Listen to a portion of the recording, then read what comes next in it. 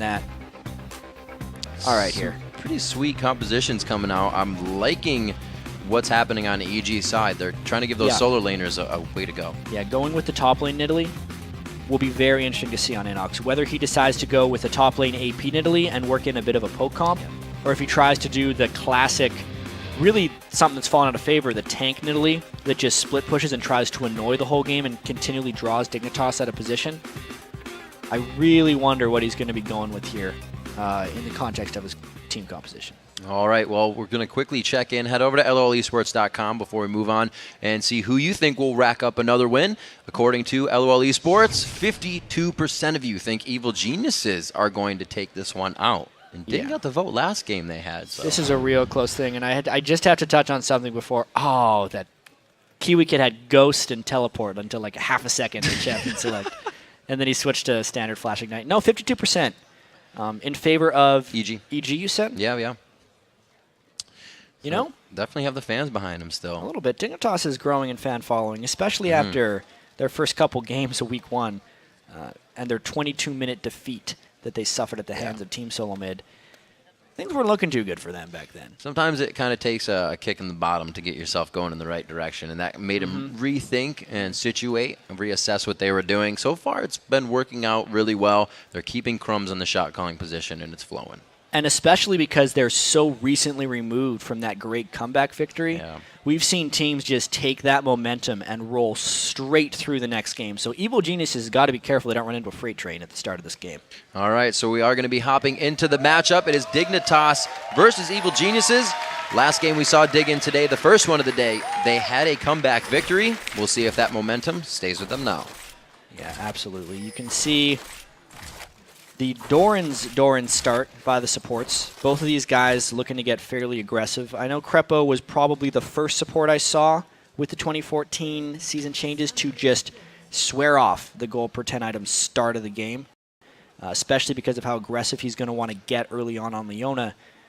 Knowing that Kiwi Kid and I'm a Cutie Pie play that Jinx Annie like a kill lane, a squishy kill lane that can be counterattacked, which is why it's quite important that Crepo builds defensively. Indeed, the Doran's Ring is going to give them that good amount of attack that they want, and everybody starts off safety potions, as they would. So we see the line of scrimmage being created by both teams. The human sentries are out. And haven't seen this before. And I haven't seen this ever. Like I said, though, in our first game, really, Fnatic was the only one here in 4.1 that's done an invade. And also on the previous patch, we did see EG do an invade and get a kill with Thresh, actually multiple kills. Theory number 2 that I think teams are going to start doing eventually. Kobe touched on it a bit in the previous game, how everyone just kind of waits in these lines and then generally wards early on. And then since they're very short duration wards, by the time the junglers get double buffs, they go and gank a lane. I think teams are going to start to delay their trinket placements at the start of the game, since almost all the junglers will be in a habit of clearing double buffs anyway.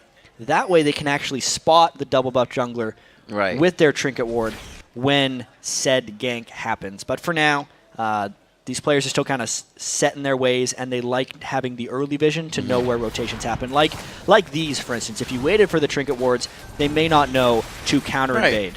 So we do have the late ones. Very nice. And we also have, again, the sweeper on the Kiwi Kid, which was really a catalyst for Crumbs to repeat that lane. Yeah, the very early sweeper, I almost never agree with that as a choice, because generally supports just bring the extra wards. But in this matchup specifically, since no one actually bought a real ward, a non-trinketed ward, it will effectively sweep out some substantial vision. And that means now that EG is blind in the top lane, since that one sweeper ward was taken out up there. We'll see what matchup they get. Obviously, it's going to be against Inox, and he should fare quite well in the 2v1 situation. And we always know Mundo does too, so we'll come back to those lanes. And speaking of 2v1s, this is a really interesting wrinkle. As almost everyone may know, the turrets that are in the mid lane and the top lane now have a super Doran shield of sorts and 20 armor, or basic attack, 20 damage reduction. But what's happened here is the fast-pushing team with Jinx, who is the best turret-killing AD carry early game, is going against the strong turret because they wanted to dodge the very slow-pushing Leona and Ezreal in the bottom lane. Now, what's actually going to happen off of this, I think, is even when you get some defenders, these turrets actually might fall very close to each other as far as damage goes, just since Jinx and Elise, especially being a ranged jungler, can kill turrets so much faster. And they time this perfectly. They have the siege wave there. It's going to give them a little extra, mirrored on the bottom lane. But this turret, as we said, should fall a little faster. Dignitas is eyeing this turret, and it looks like they're actually going to grab it sub 4 minutes. Yeah, and normally you'd think, hey, the counterplay is to just push the bottom lane faster, but they can't anymore. The turret's gone. The second turret doesn't actually have the damage reduction, and if they want to keep doing this turret push, they're completely free too. And EG is trying to follow up on this as well. Quaz has not even gone to lane. We know him for just hanging out in the jungle during this. Yeah. Or Cruiser, sorry. Yeah, both of the top laners don't want to deal with three people, so they've turned into junglers. They kind of done a little swap. I just really want to point out, you see how much slower those champions are attacking when compared to I'mACutiePie, who gets attack speed from his minigun, and then Elise, who gets attack speed from her frenzied W. So we could see how happy he was about Jinx during the interview. He almost couldn't speak. He's like, you get that excitement. You take down turrets so fast. You're a turret takedown person. And he's doing it right now. That was the I'mACutiePie excitement right here. And this is a very early dragon. You can see 125 gold per person, which actually doesn't factor into much more than the turret. Right. I definitely think that the two turrets such a fast-paced game are better at this point. You only got 625 gold for the dragon. You get more global gold combined with a local gold from the top turret. And Dignitas has outplayed this early game. I don't think EG would have expected a 2v1 just turret rush in the top lane, especially with the 4.1 turret changes. Just goes to show you that's why you have to play the games. That's what you got to do, is take your enemy off guard and put them on their heels. Right now, it's going to be the inhibitor turret taking quite a bit of damage. Like you said, these extra turrets don't have that following armor, and these are going to go down fast. A 400 gold lead coming up in an inhibitor turret at half, which they do heal now, so it's going back up. And Inox has some of the worst wave clear of a top lane champion you can have early on in the game. That's one of the reasons the push was going to be so successful. Cruiser has slightly better, I think at least CSing early on in the game from range. And obviously because the dragon was taken by Evil Geniuses, Cruiser also has the farm advantage. This early game, strategically, has been substantially better by Dignitas.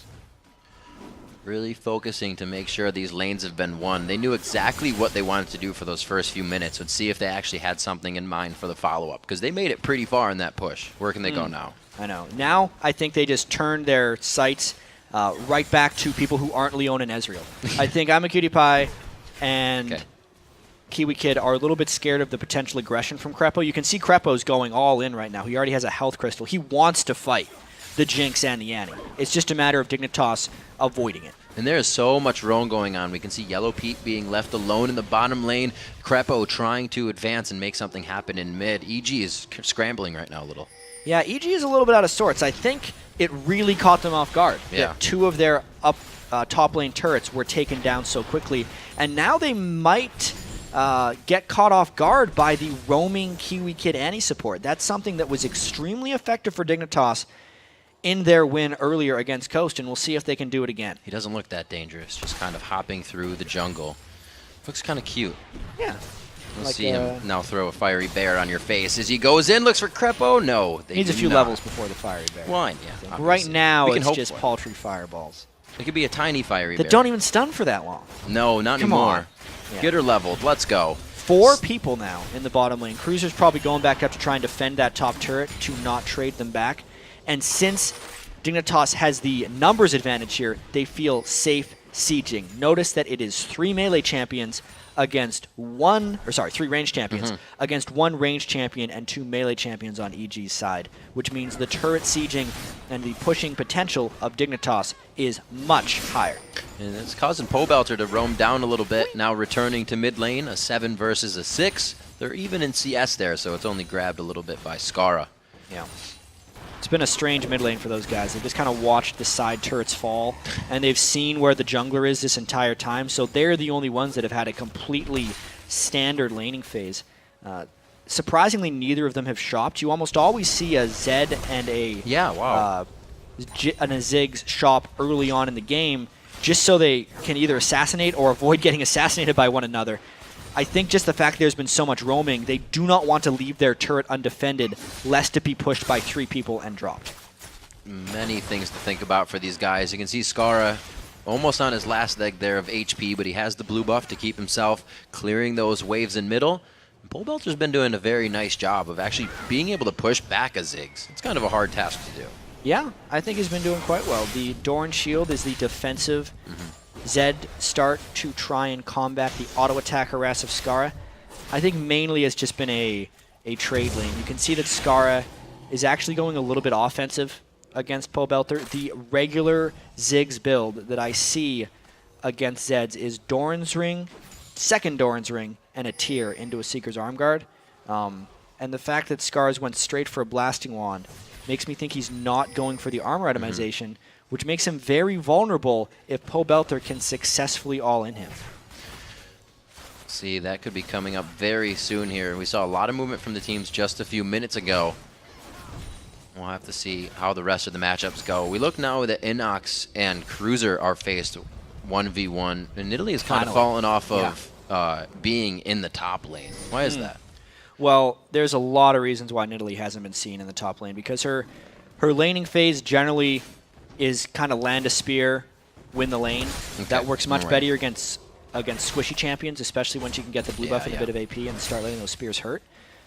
And also, Bruiser Nidalee, or the tank Nidalee, fell off heavily when her Cougar form armored magic resist got stripped. That was many patches ago.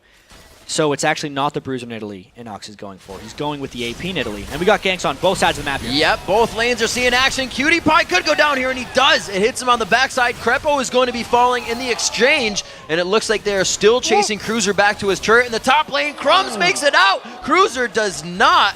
And it looks like they're trading back and forth on either side. All said, though, this was much better for Evil Geniuses. They turned this gank around 2v3 and nearly got 3 kills, just got the 1, whereas their gank in the other lane was not retaliated. So very good things by EG here. That's the fear that Dignitas had of the Leona, but let's take a look at this this other gank here. Looks like they had to use the assault battery. They didn't even land the spear. They get the assault and battery. And then they just had an Ignite on and just brute force that tower dive. People often underestimate the Cougar form burst for Nidalee once she hits level 6, and Inox put it all on Cruiser right there and was able to finish him off. Good thing he had that fiendish Codex AP that he just bought. That's going to help him out a little bit there. As they back off, the turret goes down in their favor. EG starting to make a few moves back structurally against Dignitas. They've tied those up, have a 2,000 gold lead. It looks like they may have found themselves a Crepo. Ooh, and he doesn't even have his ultimate up. This is a dead Crepo. Yeah, at level 6, Crepo going down.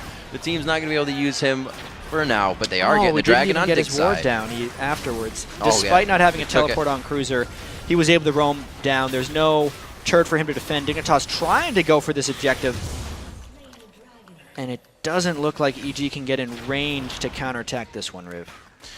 Crepo looking to come back. He was a big part of being in that fight, so the team had to back off. You see the spear is starting to hurt. That Unthine's Unholy Grail is finished. Like you said, it's not an AP, or it's not a tank Nidalee. Yeah, this game got really interesting because Dignitas has seemed to outplay the objective game, but EG has made all the other moves properly. Right. I have to say, Pobelter's farm in the mid lane is spectacular, and really the turned around gank by Yellow Pete and Crepo really speaks volumes to how much stronger they can be in 2v2 and skirmish situations. And now that Inox has an Athene's Unholy Grail, is just absolutely massive as far as trying to get some mid lane tower siege down. They won't be able to reach the turret too well unless Scar runs out of mana / gets a little bit low from Nidalee spears. But you know, they're actually looking to take some of these objectives back now, since they have 2 squishy solo laners, and Cruiser still needs to farm up before he can start running at them. Yeah, he does not even have the Sunfire Cape in his inventory yet. We're still looking at just Sork Boots and the Spirit Gem. Looking onto Crumbs. He's making the shot calls, we have to remember. Coming from the other side, not too sure. Say it might be Snoopy. I know Crepo talks a lot for the bottom lane on EG. Yeah, EG definitely has a small committee, probably a committee of 2. It's Snoopy and Crepo who like calling the shots. They have actually complimented Inox and Pobelter for being vocal, but mostly on their ability to follow what they're saying and put in input when they see fit. Like if they disagree with something, they'll bring it up, and then Snoopy or Crepo will make an appropriate call. And looking at Dig, how they are doing in the big picture, usually it's Skara. They've got him a kill so far. He's on that Archangel staff, and he is starting to power up. He can carry this. Yeah, that is the squishiest Ziggs to play against a Zed and Nidalee. He has almost no health. He has no resistances in that build. And if he gets hit by one spear, or even just a nice shadow Q shot from Zed, he's going to have to basically fall away from the turret. It's a incredibly greedy power build by Scar, but what it gives him the ability to do, as you saw there, was one-shot that back wave with his Q. He's trying to keep himself strong in that. Looking down at Crepo, usually you see a Leona go for a gold generation build, but there's none there, actually. No, that's not what Crepo believes in. He also thinks that a Sightstone in itself is like gold per 10 because he was going to be buying the wards anyway. So he puts much more emphasis on getting the Sightstone because that not only gives him better vision control early, it also gives him more resilience since Leona is one of the best scaling supports with health. Well, looks like that's exactly what he's trying to do. Yellow P, a lot of AD carries more or less, or even, I guess, everyone. You see a mana pot and Crumbs is. For that, you know, throughout the fight, they need a little bit more mana. More people are picking up consumables. More juice. More juice. Yellow Pete going with a Bloodthirster straight away. The other Ezreal we saw in North America was actually Double Lift's attempt to revive the blue build Ezreal. Yeah. First off, he started with the wrong trinket, so that wasn't good. But secondly, it just didn't work out in Double Lift's game. Surprisingly, I think that game was against Evil Geniuses, and they knew all about how that one didn't work. This it's time, almost like games are too short for for that expensive of a build now. In some cases, oftentimes. Yeah, right. It's more that the tanks are getting to that point where they just run him down before he can actually get the Iceborne Gauntlet to stop him. I think overall games have actually increased in time in Europe by about 3 minutes. That was in an infographic I checked out earlier. Inox looks like he gets the blue. That's going to help out, you know, EG. Try to get some siege potential. Pole Belter just gets taken out under the turret. He didn't even see that coming. Yeah, so Dignitas seems to generally be in the right places at the right times, and their turret game is very strong right now.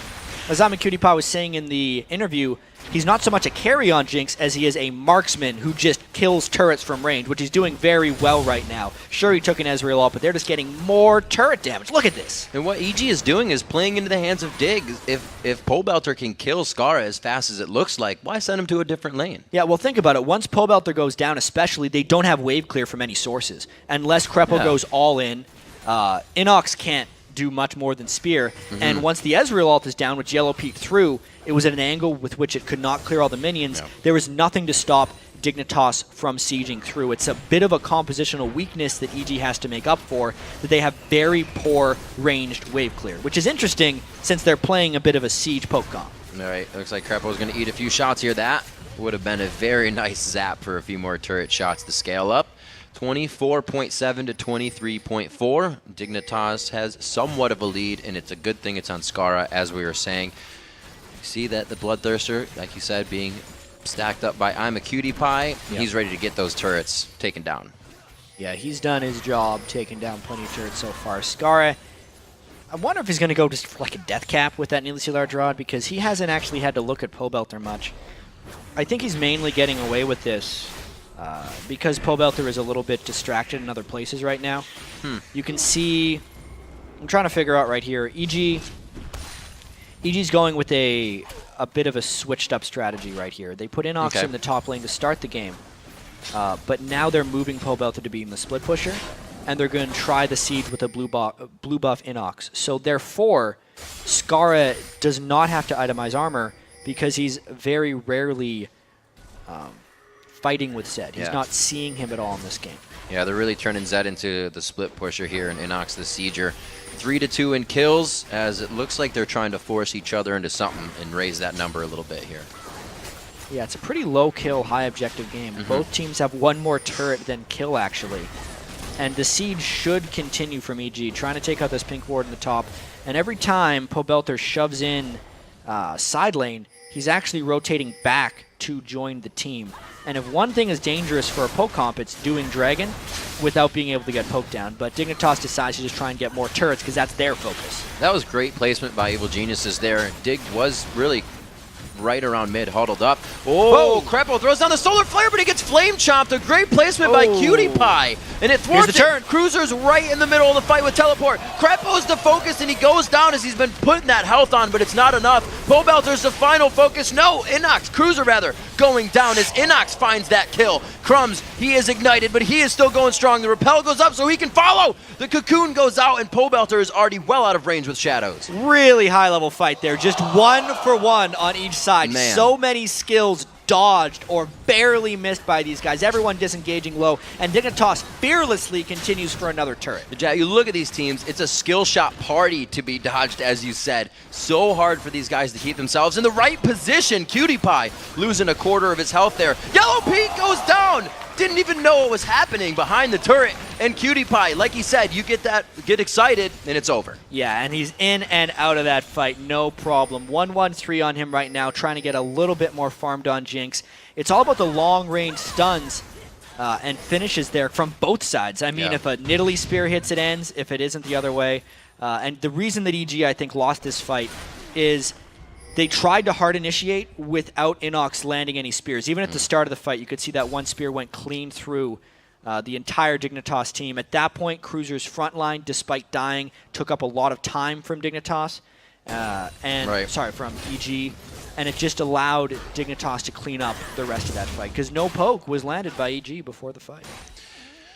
A lot of people have been playing Nidalee lately, but it gets to that fight phase and you just see them jumping in, kind of forgetting the way it should be played off in the fog of war, throwing the spears out. Yeah, they saw the opportunity, and I think if Snoopy hadn't gotten caught in the Flame Chompers and they could have taken out Cutie Pie from the get-go, they would have been able to win that fight. It was a close enough opportunity. If you think about the Leona landing, that was spot on. Spot on. And then if Krepo could have chained, that means that Inox would have landed the max range spear, and it would have been a dead Jinx. They get that single target focus.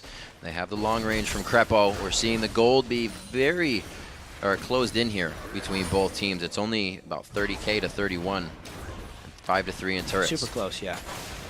Objectives have been very strong for Dignitas. Obviously, the wave clear of Ziggs, I think, is putting a lot of map pressure onto EG. Also, the attack speed with which Jinx can take down turrets has resulted in many positive things. But now it's all about Pobelter's split pushing and Inox's spears. It surprisingly comes down to the bottom lanes. Look out. And a flash Tibbers. There he goes. Yellow P is the last one in line, and he's taken down first. Yeah, well, look at these bottom lanes right now. It was just support on AD carry, and Dignitas can continue this push up the top. Pobelter gets caught split pushing while his team gets initiated on, and he has to come back. This turret's going to take a lot of damage before EG can counterattack. Leona's coming in from the flank. Dig has everything they need here. Krepo's just sitting off on the wing here in the fog of war, but he decides to not do anything. The team says hold off just now. The inhibitor turret falls, so they're now fighting without that damage. They may want to try this one onto him. Oh, he gets him off the ducky. The alley-oop on Scar and himself. He goes down. No! Here comes the barrier in for Skara. Tries to take him down. 30 seconds on the clock there, but 3 fall instantly for EG on the return fire, and it's not what they wanted. Hey, we talked about the momentum that Dignitas might carry through from their previous win today against XDG, and we're just seeing the benefits of confidence for Dignitas right now. They stayed in for the inhibitor. They knew that it was going to be a 4v5 regardless, and they were only down a few key spells. So when this fight is initiated, even though it's onto Skara, it is still a full 5v4. Skara gets off some decent damage. Cutie Pie is pretty much untouched in that fight, and since everyone was diving to the Ziggs once again without landing poke, it's a straight up fight with a bunch of squishy champions against a team that has a strong tank and AoE. It's not going to end well for EG. That's something I've been looking at for the past few minutes here, is that strong tank. Where does that fall in line on EG's side? They don't have the HP to stay in these fights for longer than the first round of spells. I mean, unless Snoopy were to get 7 kills in the next fight, I don't think he's going to be turning into a tank anytime soon. That's generally why I think they picked Ezreal as well, is because I think game plan-wise, the team comp is sound, because they should be able to just kind of keep their distance, poke, and then let Krepo initiate when they want to. Right. But the problem is Dignitas is forcing EG to initiate by pushing turrets relentlessly and catching EG in some bad positions. And they're giving themselves the chance to do that. They went with the Talisman of Ascension. They have distortion boots on the anti-mobility. They want it over and over.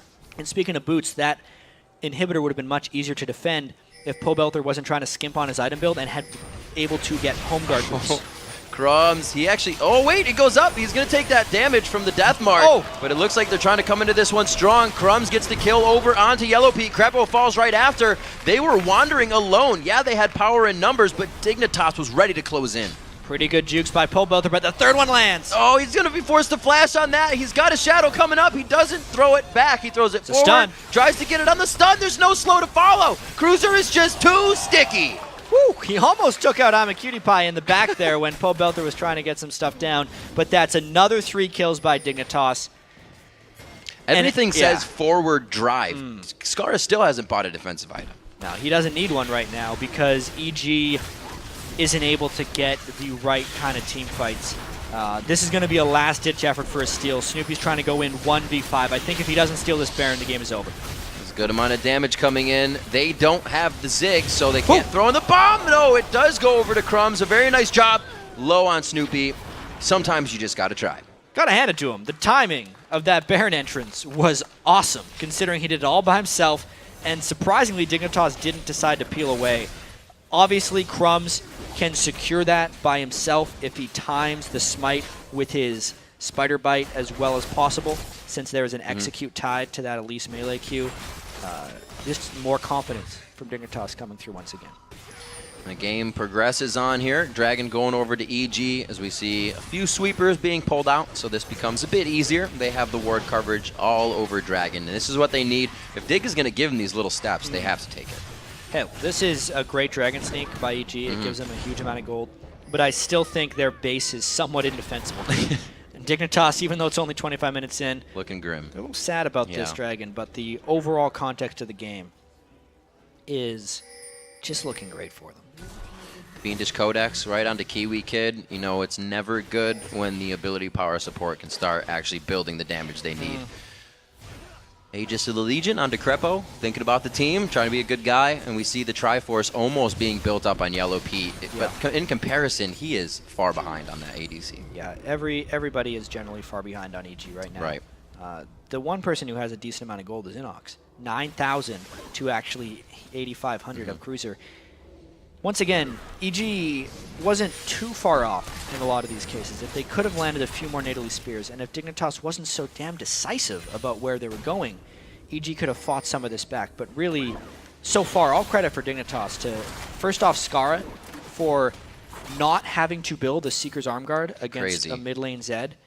And then just, again, to I'm a Cutie Pie, who 4th game in a row has had a successful game on Jinx with his new support in Kiwi Kid, who is, again, performing exceptionally. Let's see how easily they can push down this turret. Again, they've avoided most of the poke, and they're already on the turret. So if EG wanted to stop it, they would have to do a hard initiation, which is just, they've done it too many times to try it again.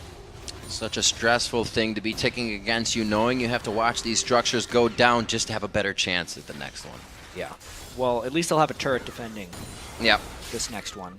So Dignitas now can play off the ball. Ninja going to be coming down mid. There are 27 minutes into this game, and something this season Dignitas has shown is being more definitive. At this part of the game, usually both teams are running back and forth trying to figure out what to do. Well, if we remember last season, Dignitas would win games just by being really far ahead, and in close games, they wouldn't be able to finish. But that's because everyone was just kind of putting in their 2 cents. Whoa. There's 50 cents right there. Yeah, that's a good contribution by Inox to Dignitas' plans right there. Nice guy. But this season, with Crumbs being the one making the calls, yes or no? That one person's not going to disagree with themselves, so they're generally going to be doing the right things. Well, the right things have led to 4-0-7 on Crumbs, 4-1-6 on Skara, and even Cutie Pie still only dying once on what is now his Jinx as Dignitas comes around to pick spans. The oh-so-great ultimate flash initiation on Tibbers. All the health bars, Snoopy, Crepo going down so quickly. Pobelter's being focused. Cruiser tanks the turret first. It worked beautifully for the team, and the dive continues back towards the fountain. A kill coming out, however, onto Crumbs. He goes down valiantly for the team, but it's a clean ace, chat. Triple kill comes in at the end for Scar. That's the decisive initiation. Kiwi Kid leading the charge with the flash timbers and everybody else fearlessly following up. Dignitas has got themselves a pretty fast new car. They've been in the driver's seat for the past 4 games, and it doesn't look like they're stopping anytime soon. A win here over Evil Geniuses gives them another win in the column. Dignitas going to try and carry this one as far as they can. A very confident team steps up right now. Cutie Pie is happy about his 4th Jinx win in a row. That is another very clean Dignitas victory. You know, the first one of the day against XTG was a little shaky, but once they took that turn, they just never let up. A dominating win over EG here. So we looked a little bit at the bottom lane. It played out very well. Yellow Pete was able to get a few kills on Ezreal, but like we said, like you said, that was going to be more of a passive lane with Ezreal. It's not the one that carries you.